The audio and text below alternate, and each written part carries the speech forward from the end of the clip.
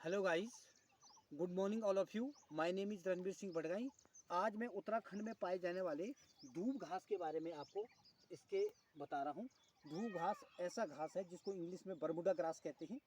ये क्या करता है कि जो हमारे जो छोटे छोटे फार्म्स हैं उनके में क्या करता है, सोइल इरोजन का काम करता है, मिट्टी अपरदन का काम करता है।